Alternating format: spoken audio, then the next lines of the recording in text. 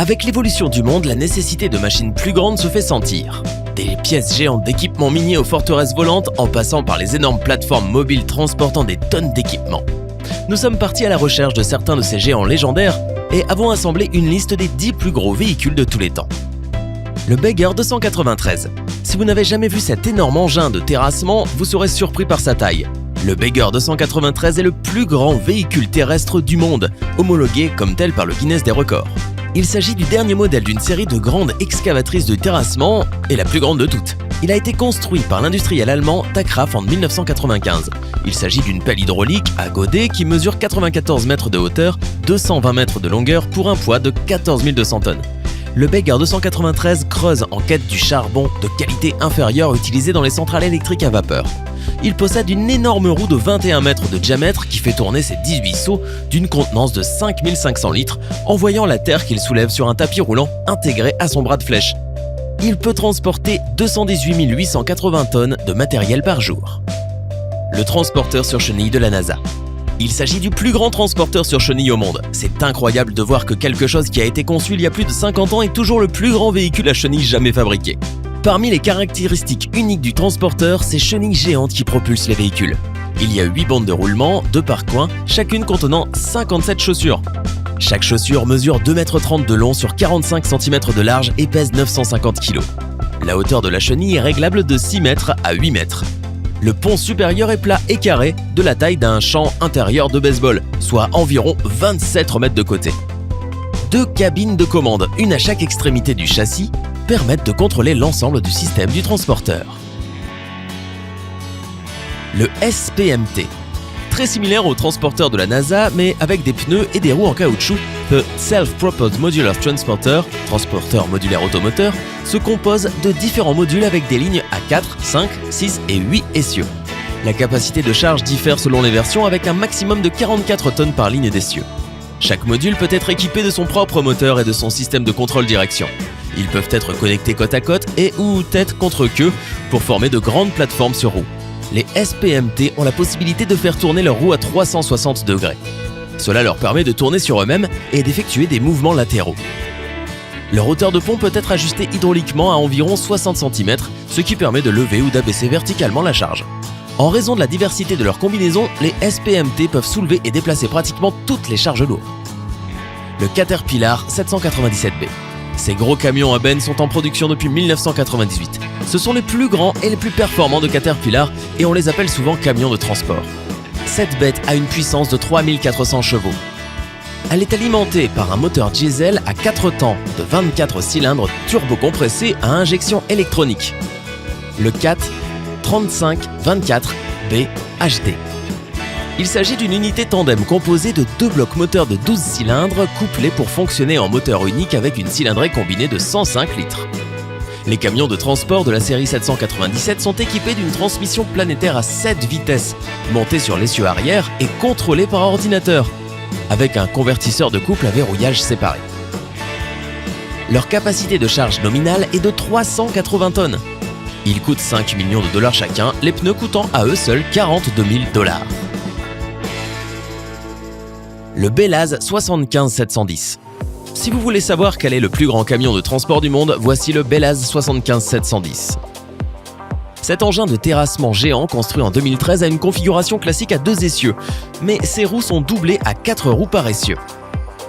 Il a besoin de 8 pneus 59-80 R63 de 1,48 m de diamètre. Il est si grand qu'il utilise un système de direction hydraulique à 4 roues motrices uniquement pour tourner. Il ne possède pas un mais 2 moteurs diesel 16 cylindres à 4 temps de 2300 chevaux chacun. Ceux-ci sont couplés à 2 alternateurs alternatifs et à 4 moteurs de traction alternatifs, 2 sur chaque essieu. Le 75710 peut transporter une charge de 450 tonnes métriques, le poids à vide de ce transporteur massif étant de 360 tonnes. Le Prélude FLNG. Le Prélude est la deuxième plateforme flottante de gaz naturel liquéfié au monde, ainsi que la plus grande installation au large jamais construite. Cette plateforme flottante massive de 480 mètres de long et 75 mètres de large. Il a été fabriqué avec plus de 260 000 tonnes d'acier et est capable à pleine charge de déplacer plus de 600 000 tonnes. Cela représente plus de 5 fois la charge d'un porte-avions comme le Nimitz. Il a été construit par Samsung Heavy Industries sur le chantier naval de Jeoji en Corée du Sud. Le coût du navire était compris entre 10,8 et 12,6 milliards de dollars. Cette innovation importante permettra d'extraire le gaz naturel des puits au large des côtes avant sa liquéfaction et son refroidissement par la plateforme gazière flottante. Elle pourra produire au moins 5,3 millions de tonnes de gaz naturel liquéfié par an. L'Antonov AN-225 Mriya. Il est difficile de se faire une idée de la taille de cet avion sans l'avoir vu, mais une de ses ailes a la même largeur qu'un Airbus A320 complet, ainsi que le double de sa longueur.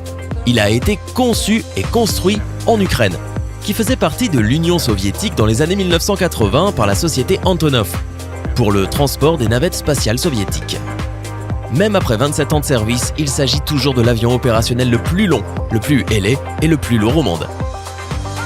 À la suite de l'effondrement de l'Union soviétique et de son programme spatial en 1991, le seul AN-225 opérationnel a été entreposé en 1994. Chacun de ces moteurs turbofan Progress D18T produit une poussée de 51 600 livres-force. Il utilise un système de train d'atterrissage à capacité accrue avec 32 pneus et roues dont certaines sont orientables, ce qui lui permet de faire demi-tour à l'intérieur d'une piste de 200 pieds. Il a une masse maximale au décollage de 640 tonnes et peut contenir 1300 mètres cubes de fret. Récemment, la Chine a déclaré vouloir développer une version moderne de l'avion. Il sera intéressant de voir ce qu'ils construisent. Le train terrestre, le Tourneau TC497 est le plus long véhicule hors route du monde. Il est capable de transporter 100 tonnes de fret sur du sable, de la neige et d'autres terrains accidentés. Le TC497, long de 175 mètres, possède 4 turbines à gaz solaire de 1170 chevaux développant une puissance totale de 4680 chevaux. Ces moteurs font tourner des générateurs fournissant de l'électricité à 54 moteurs électriques, un pour chaque jeu de roues. C'est un véhicule à 54 roues motrices. Ce train terrestre était composé de moteurs à courant continu, de systèmes planétaires et de boîtiers de commutation. Hergé Le Tourneau, l'inventeur de 5 trains terrestres, aux tailles diverses et destinés à différents terrains, a été engagé par l'armée américaine pour 3,7 millions de dollars dans les années 50 pour la construction du train terrestre TC497 Mark II. Le TC497 a été conçu pour voyager dans des environnements très différents, de l'Arctique au désert, en passant par les terrains accidentés. Le canon à rail de calibre 80 de Schwerer Gustav. En 1939, Adolf Hitler tentait de comprendre comment pénétrer le mur de défense de 1500 km construit par les Français, la ligne Maginot. Krupp AG, l'un des principaux industriels allemands d'aciérie et d'armement, a été invité à fournir des données balistiques sur des armes de calibre 70, 80 et 100 cm. Nommé d'après le patriarche Krupp, le canon Gustav pesait 1344 tonnes, ce qui est si lourd qu'il devait être démonté avant d'être déplacé afin de ne pas détruire les chemins où il passait. Le Gustav fit son entrée sur les champs de bataille lors du siège de Sébastopol en juillet 1942. Une fois entièrement assemblé, il mesurait 43 mètres de long, 7 mètres de large et l'axe du canon était à environ 7,5 mètres au-dessus du sol. Une section spéciale à 4 voies devait être installée pour mettre le canon en action. Il utilisait des obus hautement explosifs de 4,7 tonnes d'une portée maximale de 46 km, ainsi que des obus perforants pour béton de 7 tonnes d'une portée de 37 km. Et même s'il a été utilisé au siège de Sébastopol en juillet 1942, Hitler s'est contenté de contourner la ligne Maginot en passant par la Belgique. La Terex Bucyrus RH400. La Bucyrus RH400, propriété de Caterpillar, est la plus grande pelle hydraulique au monde. Elle a été lancée initialement par Terex en Allemagne en 1997, mais Bucyrus a acquis la division d'équipement minier de Terex en 2010 et Bucyrus a été acquis par Caterpillar en 2011. La Bucyrus RH400 pèse environ 990 tonnes et peut recueillir 45 mètres cubes de terre ou de roche en un seul coup. Le seau lui-même pouvant creuser jusqu'à 2,2 mètres en dessous du sol. La pelle hydraulique est propulsée par 2 moteurs diesel 16 cylindres de 169 litres d'une puissance maximale de 4400 chevaux chacun. Le système hydraulique seul utilise 10 000 litres de fluide hydraulique.